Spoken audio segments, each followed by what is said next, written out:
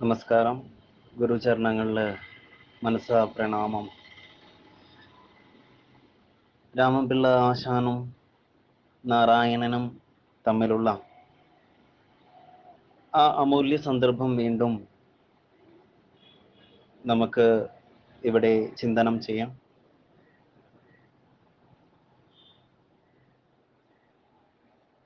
ലക്ഷ്യം എന്ന ഒരു കാര്യത്തെക്കുറിച്ചുള്ള പ്രതിപാദമായിരുന്നു നമ്മൾ അവസാനം പറഞ്ഞത്. ഇനി തുടർന്നും വൈദ്യം പഠിക്കണമെന്നാണോ വിചാരിക്കുന്നത് എന്നുള്ള രാമപിള്ള ആശാന്റെ ചോദ്യത്തിന് ഉത്തരമായി നാരായണൻ പറഞ്ഞത്, അങ്ങനെ ഒരു ലക്ഷ്യം ജീവിതത്തിലില്ല. ലക്ഷ്യം ഒരു ഭാരമാണ്. ജീവിതം അതിൻ്റെ വഴി തെളിച്ചു കൊള്ളും എന്ന ആ ഉത്തരം കേട്ട് പിന്നെ എന്ത് ചോദിക്കണമെന്നോ പറയണമെന്നോ രാമപിള്ള ആശാന് ഒരു നിശ്ചയമില്ലായിരുന്നു. ആ സംസാരം അവിടെ മുറിഞ്ഞുപോയി എന്ന് വേണമെങ്കിൽ നമുക്ക് പറയാം. നാരായണനോട്, ആ ബാലനോട്, തൻ്റെ ശിഷ്യനോട് ആശാന് ഒരു വിനീത ഭാവം തോന്നുകയാണ്. അവിടെ തൻ്റെ വിദ്യാർത്ഥിയാണെന്നുള്ള കാര്യം അദ്ദേഹം മറന്നു പോകുന്നു. ഈ കുട്ടി ആരാണെന്ന് മനസ്സിലാകാതെ ആശാന്റെ ഹൃദയം വെമ്പുകയാണ്. ജീവിതം അതിൻ്റെ വഴിതെളിച്ച ഓളുമത്രേ. എന്തൊരു മഹനീയമായ ഉത്തരം! ഒരു വലിയ സന്യാസിയുടെ ഭാവം ഈ പ്രായത്തിലെ ഈ ചെറുകുട്ടിയിൽ കാണാൻ സാധിക്കുന്നു. ഇത്ര ചെറുപ്പത്തിലെ തന്നെ ആ സന്യാസി ഭാവം വന്നിരിക്കുന്നു. ഒന്നും തന്നെ ജീവിതത്തിൻ്റെ അല്ലെങ്കിൽ തൻ്റെ ചുമരിൽ ഏറ്റാൻ പോകുന്നില്ലാത്ത ഒരു സ്വഭാവം ആ വാക്കിൽ നമ്മൾക്ക് കാണാൻ സാധിക്കുന്നു. ഒരു അപ്പൂപ്പൻ താടി പോലെ പറന്ന് കായലും ആകാശവും തെങ്ങിൻ തോപ്പും നാരായണനെ വരവേൽക്കുന്നത് പോലെ ആശാന് അനുഭവപ്പെട്ടു. മുകളിൽ നിന്ന് ദേവന്മാർ നാരായണനെ കണ്ട് ആഹ്ലാദ ആരവം മുഴക്കുന്നതായി തോന്നി. ദേവകളുടെ ആരവം ആശാന്റെ കാതുകളിൽ നിറഞ്ഞു. കാറ്റ് വന്ന് ആ പൈതലിന്റെ മുണ്ടിന്റെ തല ഒരു വശത്തേക്ക് ഒരു കൊടി പോലെ പാറിക്കുന്നു. ആ ശരീരത്തിലും മുടി ഇഴകളിലും കാറ്റ് നൃത്തം ചെയ്യുന്നു. മുഖം സായാഹ്ന സൂര്യന്റെ കിരണങ്ങളേറ്റ് തുടിക്കുന്നു. നെറ്റിയിലെ വിയർപ്പ് തുള്ളികൾ തലയിലെ രത്നകിരീടങ്ങളിൽ നിന്ന് അതാ വീണ് വീണ് കൊണ്ടിരിക്കുന്നു.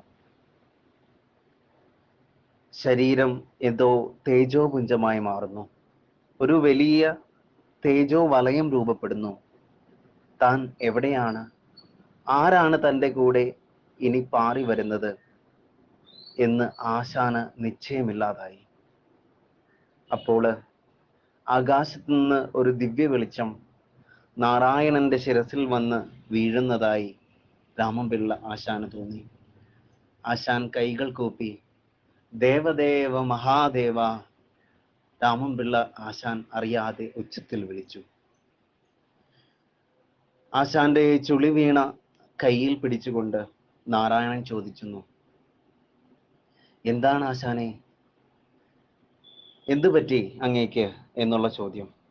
അപ്പോഴാണ് ആശാന്റെ ആ ഒരു വിഭ്രമം മാറിയത്. രാമപിള്ള ആശാൻ യാഥാർത്ഥ്യത്തിലേക്ക് തിരിച്ചു വന്നത് നേരിയ വിറയലുണ്ടായിരുന്ന ആശാന്റെ കയ്യിനും ശരീരത്തിനും.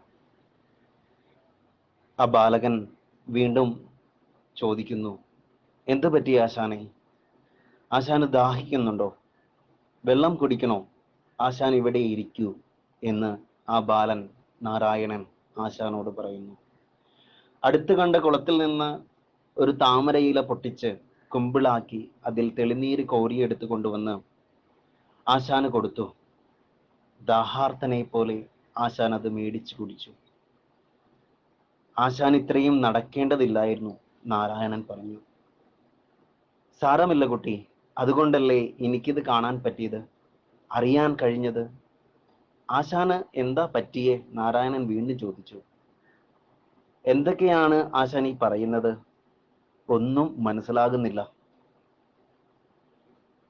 വീണ്ടും ആ ശരീരത്തിലേക്ക് നോക്കിക്കൊണ്ട്, ആ തേജോമയ രൂപം തൊഴുതുകൊണ്ട് അദ്ദേഹം പറയുന്നു, നാരായണ, നീ ഒരു സാധാരണ യുവാവല്ല, ഈശ്വരന്റെ അവതാരമാണ്, മഹാദേവനാണ് നീ, സാക്ഷാൽ പരമശിവൻ.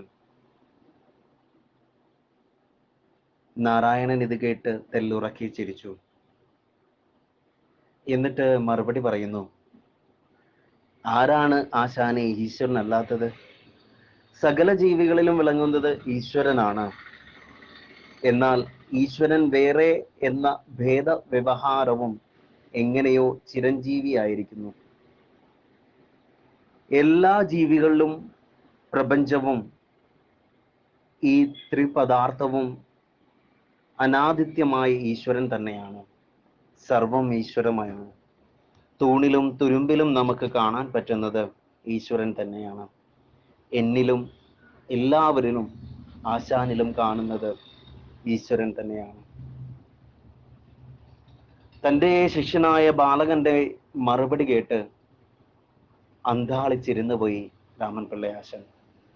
എല്ലാ ഉപനിഷത്തുക്കളും എല്ലാ ദേവശാസ്ത്രങ്ങളുടെയും സാരമാണ് ഈ കുട്ടി പറയുന്നത്, തൻ്റെ ശിഷ്യൻ നാരായണൻ പറയുന്നത്. താൻ ആരുടെ മുന്നിലാണ്?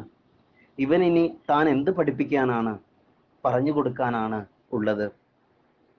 അറിവിന്റെ നെറുകയിലെത്തി അറിവായി വിളങ്ങുകയാണ് ഈ യുവാവ്. ആശാൻ കൈകൾ കൂപ്പി പറഞ്ഞു, നിനക്ക് എന്തെങ്കിലും പറഞ്ഞു തരാനായത് എൻ്റെ മുജന്മ ഭാഗ്യമാണ്, എൻ്റെ ജീവിതമാണ് അതുകൊണ്ട് ധന്യമായത്. നിന്റെ സാമീപ്യവും സ്പർശവും കൊണ്ട് എനിക്ക് ലഭിച്ചത് ഈശ്വര സാക്ഷാത്കാരമാണ്. എൻ്റെ ജന്മം സഫലമായി, എൻ്റെ ജന്മം സഫലമായി. നാരായണൻ ആശാന്റെ കൂമ്പിയ കൈകൾ കൂട്ടിപ്പിടിച്ച് മധുരമായി പുഞ്ചിരിച്ചു.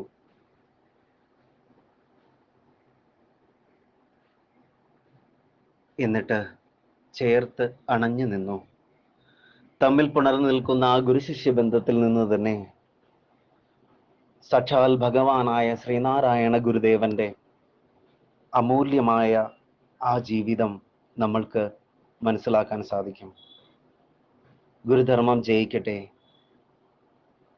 ഗുരുധർമ്മ പ്രചാരണത്തിനായി നമ്മൾക്ക് ഏവർക്കും കൈകോർക്കാം. സർവം ശ്രീ നാരായണാർപ്പണമസ്തു.